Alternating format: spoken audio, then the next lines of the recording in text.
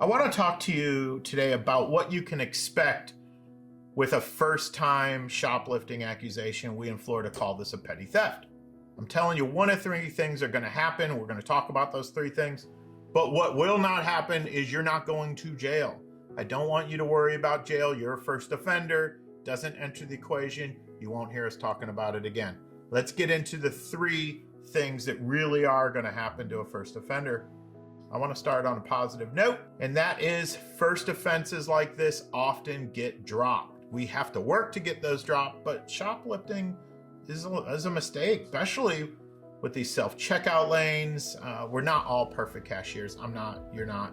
And we attorneys can get these things dropped by challenging that evidence or sometimes a lack of evidence. Anyway, let's say that you want dismissal, but you're guilty of sin, which I would say the vast majority of people are probably pretty guilty of this, and that's okay too. That's kind of what we do for a living. If the evidence is bad for you, well, we're still getting this thing dropped. That is no problem. And the way we do this, the way we set the guilty free, it's called a diversion program. It is a glorious thing.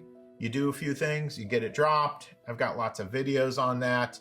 So check out those other videos I have if you're interested in diversion.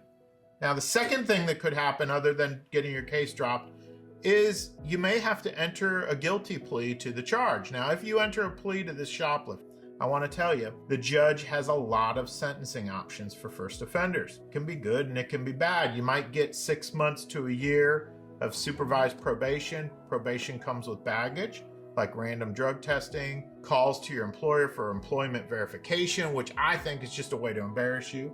Sometimes it's just a way to get people fired, so I don't like it, but it's part of the probation. The judge can give you 50 hours of community service, more or less, an 8-hour anti-theft class or impulse control class. The judge may have you pay a fine of around $500 to $1,000. There's lots of court costs on top of that.